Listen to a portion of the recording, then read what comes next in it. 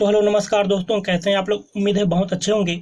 और मैंने आप लोगों से पोल वोट कराया था कि आप लोगों को अगला वीडियो किस टॉपिक पर चाहिए। तो आप लोगों ने साधारण ब्याज जो है लगभग 65-70% लोगों ने कहा कि साधारण ब्याज सिखा दीजिए सर।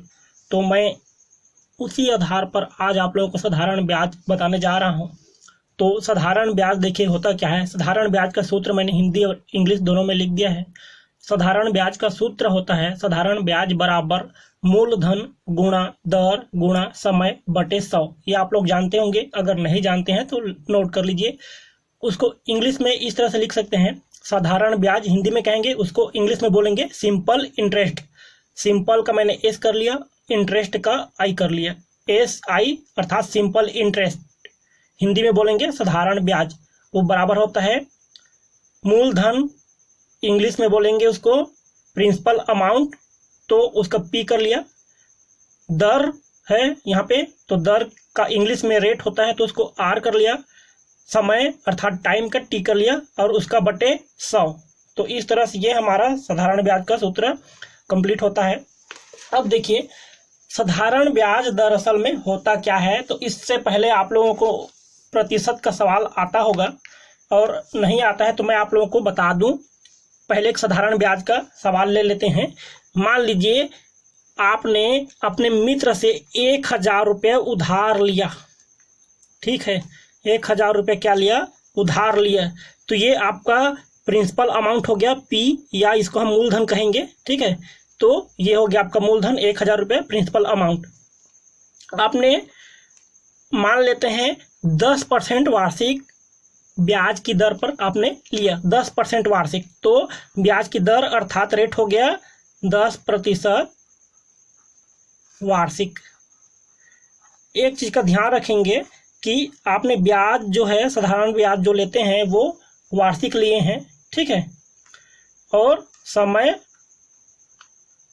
मान लेते हैं कि आपने अभी शुरू में हम उदाहरण समझने के लिए 1 साल कर लेते हैं, 1 वर्ष। तो आपने 1000 रुपये लिया अपने दोस्त से 10% साधारण वार्षिक ब्याज की दर पर, और एक समय में आप उसको लौटाएंगे। तो उसको मूलधन के साथ और कितना ब्याज देकर लौटाएंगे, ये आपका मिश्र धन कहलाएगा। तो हमें ब्याज कितना होगा ये पहले निकालना है। तो देखिए क्योंकि 1 साल में एक बार 10% ब्याज लगना है, 1 साल में, क्योंकि 10% वार्षिक है तो वो 1 साल में एक ही बार लगेगा, वो भी 10% ब्याज।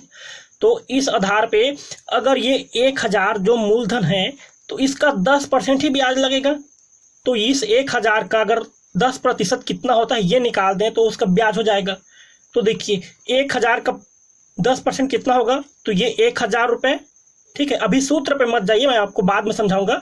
ये 1000 और 1000 का 10% ब्याज, तो का 1000 का लिख देता हूं, 1000 का 10% ब्याज, ठीक है। इतना ब्याज आपको देना है। ये जो 1000 का 10% ब्याज है, इसको हम 1000 का 10% है, इसको हम गणितीय रूप में कैसे करेंगे। तो 1000 का हम 1000 ही रखेंगे। और बोर्ड मास के नियम आप लोगों को पता होगा, नहीं पता है तो मैं उसका प्लेलिस्ट बना चुका हूँ। बोर्ड मास क्या होता है, तो बोर्ड मास के नियम से का मतलब होता है गुणा। तो हम यहाँ गुणा कर देंगे। 10% का मतलब होता है 10, और प्रतिशत का मतलब बटा में 100, तो 10/100, ठीक है। तो ये हो जाता है 1000 गुणा 10/100, ये होता है। तो 1000 का हम 10% इस तरह से निकालते हैं। तो देखिए 1 शून्य मैं यहाँ से काट दूंगा, एक ऊपर से तो, और एक नीचे से यहाँ से, 1 शून्य फिर यहाँ से काटूंगा तो 1 शून्य यहाँ से काटूंगा। तो इस तरह से हम देखेंगे, ये 1 हो गया, ये 1 हो गया, यहाँ पे कितना बच गया 100। तो 100 का गुणा 1 से कराएंगे तो 100 एकम 100 ही होगा। तो इस तरह से हम देख सकते हैं यहाँ पे हमारा 100 रुपया क्या आ गया, जो 1000 का 10% आया वो है आपका 100 रुपये। मतलब आप कह सकते हैं कि 1000 रुपये अगर आपने लिया है तो 10% वार्षिक ब्याज की दर पर उसको 1 साल में ही वापस करना है। तो 1 साल का आपको एक बार 10% ब्याज देना पड़ेगा। तो 1 साल का 10% ब्याज जो है 100 रुपये होता है। तो इस तरह से आपका मिश्र धन बन जाएगा 100 रुपये, माफ कीजिएगा 1000 रुपये आपका मूलधन, और धन ये 100 रुपये आपने जो ब्याज देना है 10% वो। तो इन दोनों को मिला दिया जाए ये हो जाता है 1100 रुपये, अर्थात 1100 रुपये आपको साल भर में वापस करना पड़ेगा। तो यही आपका मिश्र धन कहलाएगा। अब इसको इस सूत्र से कैसे हम निकाल सकते हैं ये देखिए। तो ये है SI या साधारण ब्याज बराबर, यहाँ देख लीजिए, मूलधन गुणा दर गुणा समय बटे 100 या P गुणा R गुणा T बटे 100। तो इसमें हम मान रख देंगे, ठीक है। तो देखिए आपका P हो गया, P अर्थात 1000 रुपये।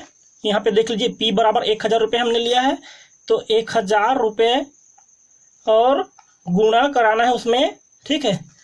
इस सूत्र से आप देख सकते हैं सब में गुणा है, तो इसमें गुणा कराना है R अर्थात दर का, तो दर है 10% और गुणा समय, समय 1 वर्ष तो 1 ही रखेंगे और उसका बटे हम 100 कर देंगे इस तरह से।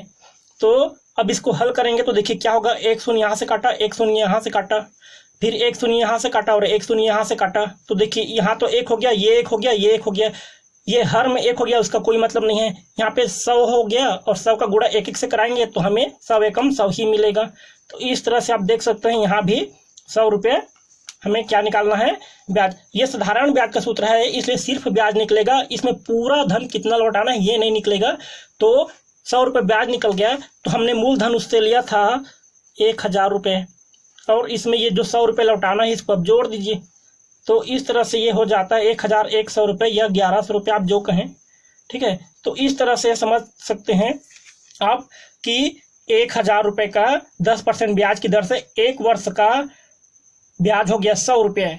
हमने कैसे निकाला आपको समझ में आया है, और 1000 में वो 100 जोड़ दिए तो पूरा 1100 रुपये आपको साल भर में देना है।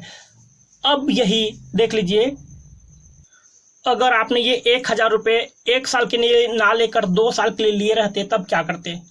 तो 1 साल के लिए अगर हम ना लेते, अगर 2 साल के लिए लेते, तो देखिए इसमें सिंपल सा है, क्योंकि आपका मूलधन जो है 1000 है, ठीक है, और 1 साल का ब्याज 100 रुपये है, तो फिर अगले साल का ब्याज फिर से 100 रुपये हो जाता है ना।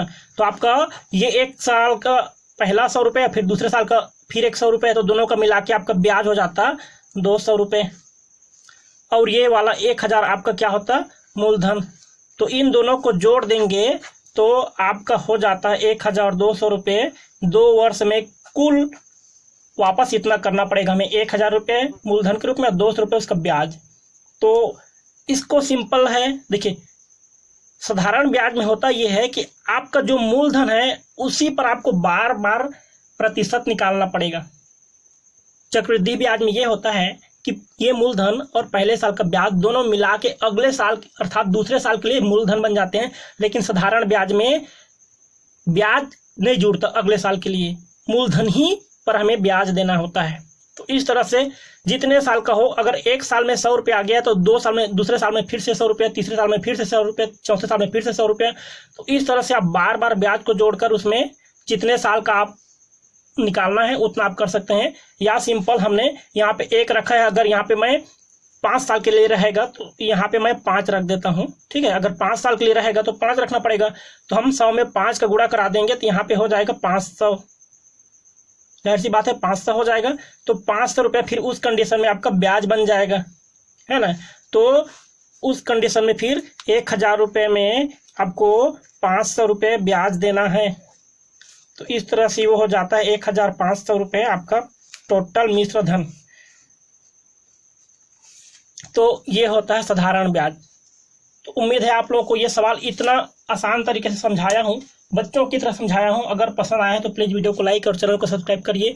और आज मेरे पास अच्छा कलम नहीं था, मार्कर पेन नहीं था, इसलिए मैं साधारण पेन से बनाया हूँ, इसके लिए मुझे क्षमा करेंगे। तो मिलते हैं अगले वीडियो में, धन्यवाद।